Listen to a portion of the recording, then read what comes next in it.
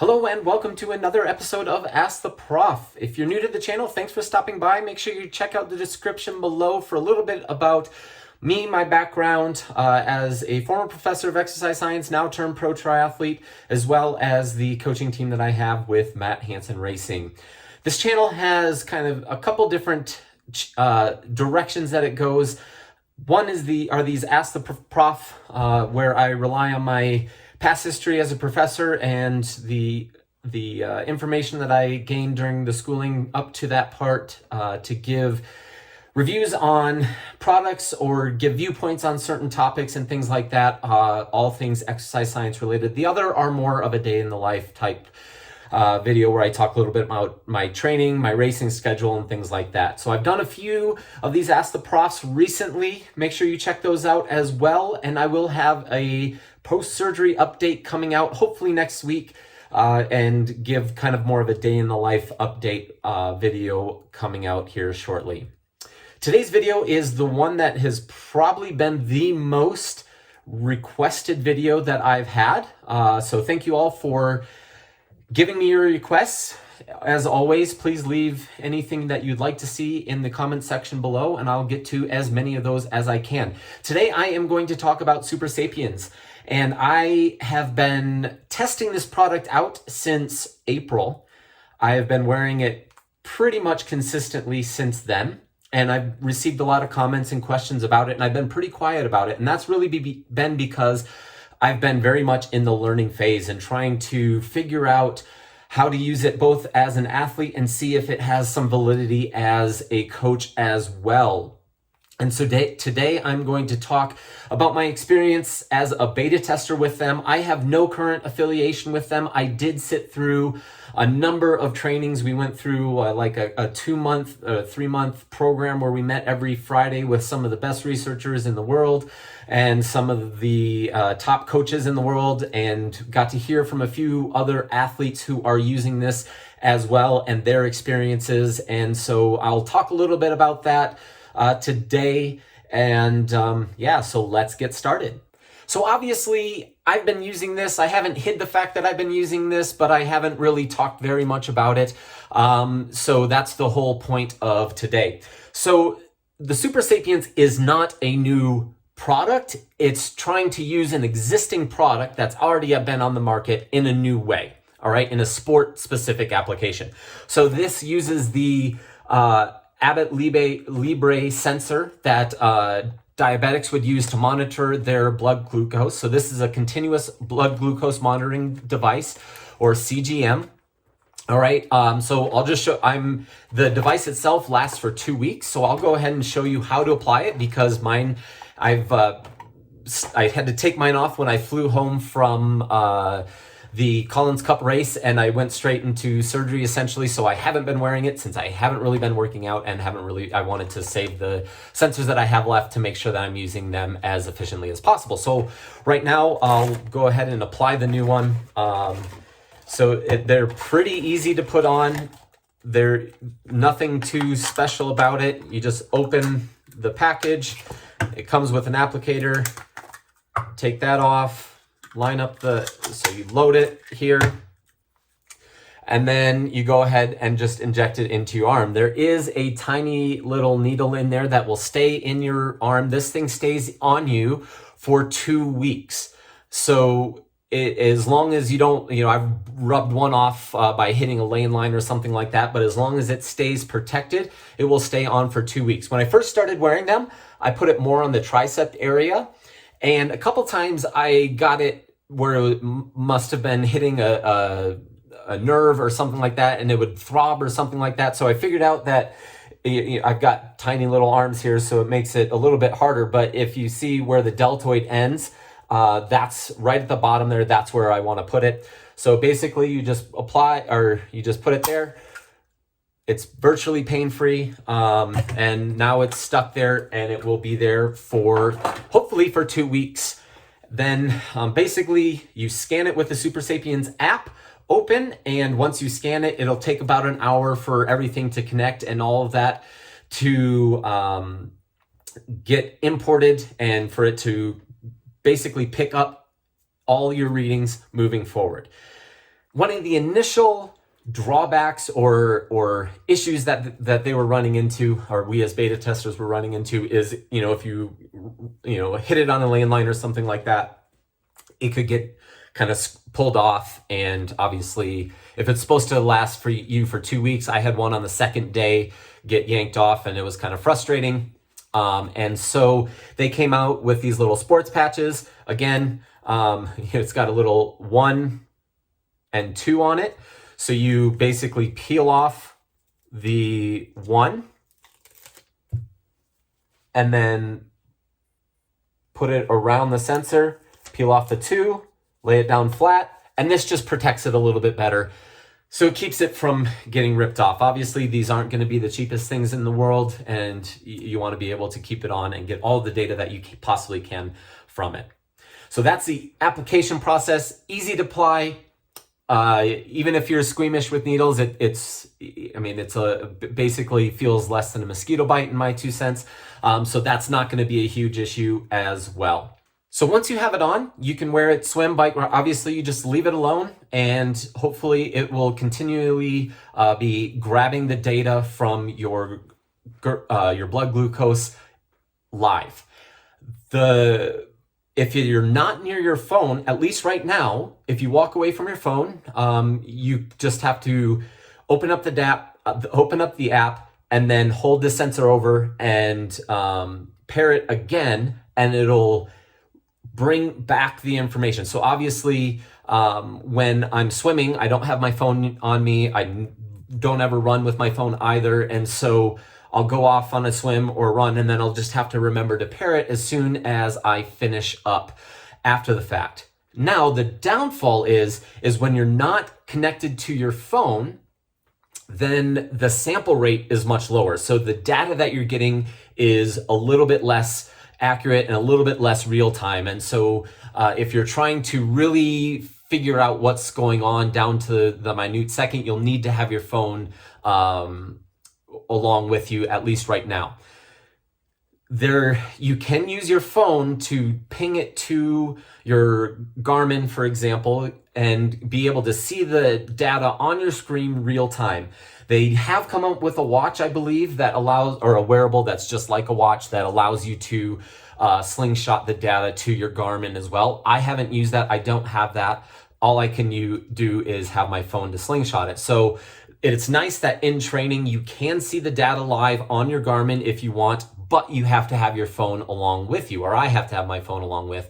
And that's a little bit of a problem, because obviously to me, where this is most valuable is going to be in the race and making sure I'm getting my race day nutrition exactly right. So I can use this to help set up my race day nutrition, but on race day, I wouldn't be able to use this information. And so that is going to be one of the issues that they are trying to work through right now.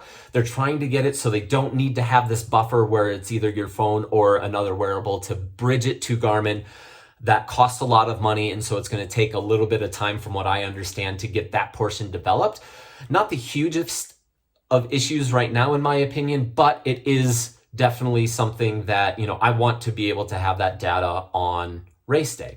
So the hardest part about this is, how do we make it so it's not just another data point, and there's something that we can do that's actionable behind it? And that's, in my discussions with other coaches who went through the same training that I've had, is the hardest part. There's very few coaches out there that have the knowledge and the understanding that are able to actually interpret the data and make it an actionable piece. And that is going to be, something that I'm guessing Supersapiens is going to be doing a lot of training on in the future. I have no idea, but that would be something that I wouldn't be surprised if they tried to monetize going forward as an additional avenue or additional revenue stream. It would make sense from a business standpoint. As a coach, going through a training with this would just allow you to have a little bit more marketability for athletes. So that does pose an initial problem, or a problem of as an athlete, how can you right now make it actionable? So, when we went through the training, we got to hear from Elliot Kipchoge's team and how they use it. And we heard from Chris Froome himself and how his team uses it, or like his coaching and nutrition team behind him. But most of us don't have that level of support. I'm a pro athlete trying to compete at the highest levels, and I definitely don't have that type of network where somebody is preparing things for me and setting my race day nutrition or my training nutrition based on the numbers they're seeing or anything like that. So, that's obviously the high end extreme, and it can be very, very valuable for that. But now we're talking about, how do we use this in an actionable way for the average consumer? And so what I'll do now is I'll walk you through, I'll show you a little bit of the app, and I'll also show you the dashboard, which is a little bit newer. Right away, we only had the app, and then it switched over and they added this dashboard. And this dashboard is much more user-friendly. It's much more inclusive, and you can see things and scroll along a lot easier. And so that was a big step forward when they added that. It basically came right at the end of our training. So I would have loved if we would have had a little bit more back and forth discussion on that in particular. But I've played around with a little and been able to kind of learn a few things along the way. So what I'm going to do is I'm going to walk you through a few examples of how I'm currently using this data and how I am trying to make this actionable so the data is actually usable, because if you have data but don't know how to use it, it's worthless.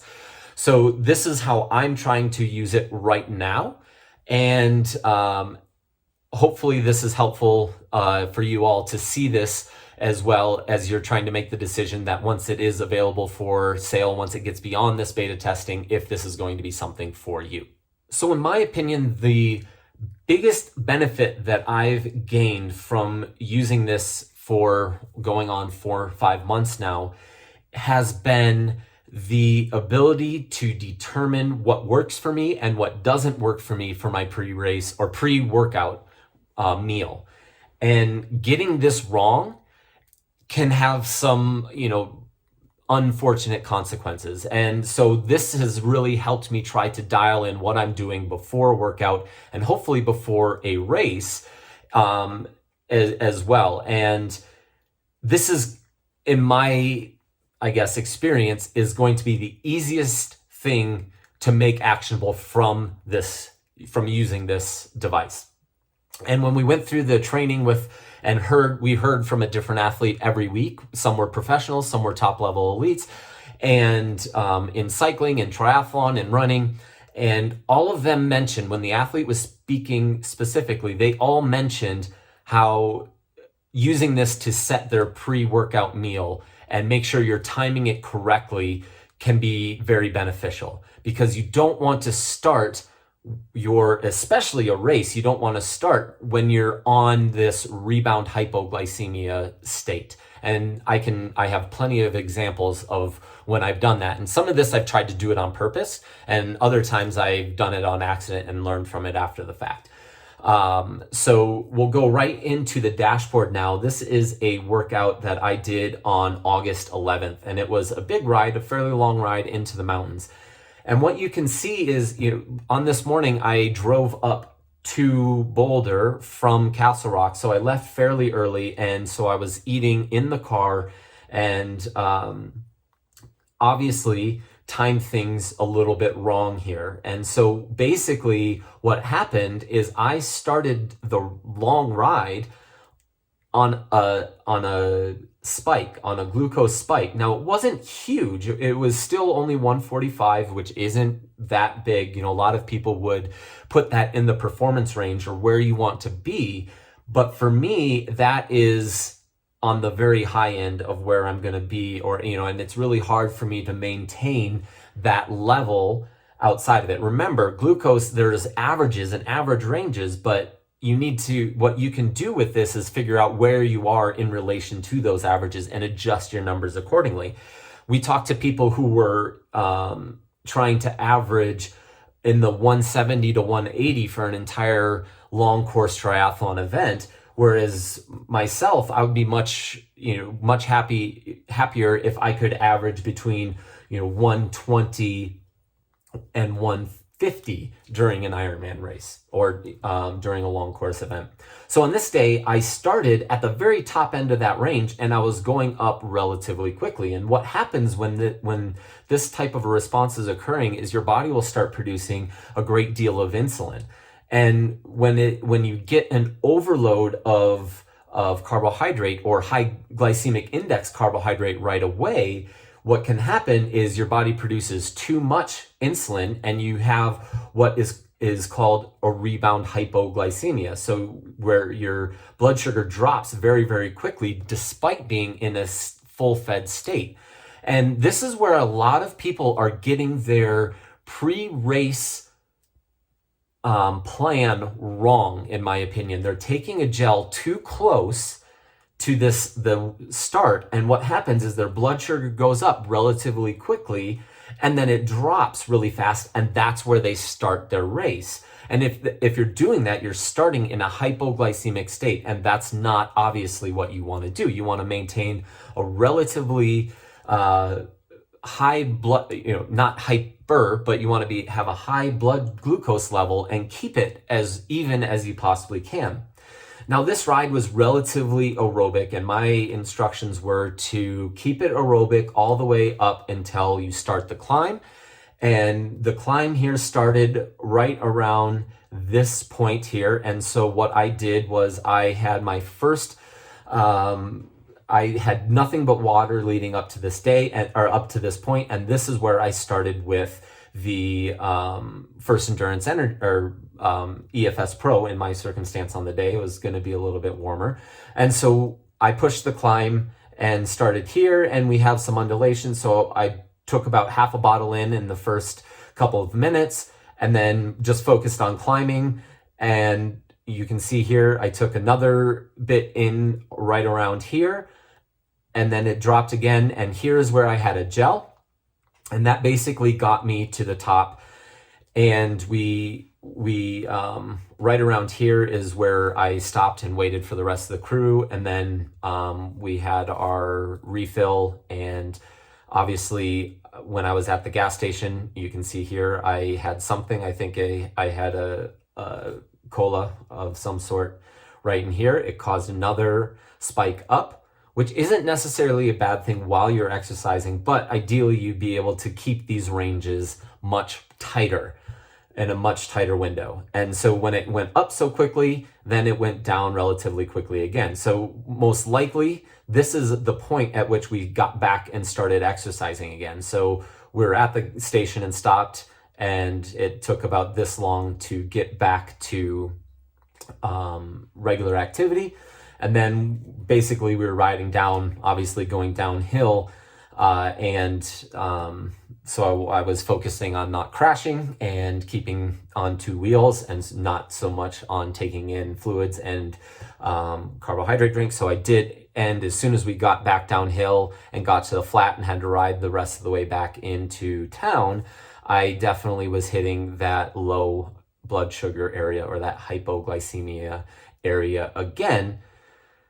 And then you can see what often occurs right after you stop is your body is pumping out a little bit of blood sugar, your body is causing you to push out stuff into your blood, push out sugar into the blood to maintain a steady rate while you're exercising. And then as soon as you stop, it's still working and pushing that out. And so what happens is you'll often go hyper right after you stop. And a lot of people would say, oh, you don't want to take anything in because it's going to cause, right after you finish, because it's going to cause you to go hyperglycemic.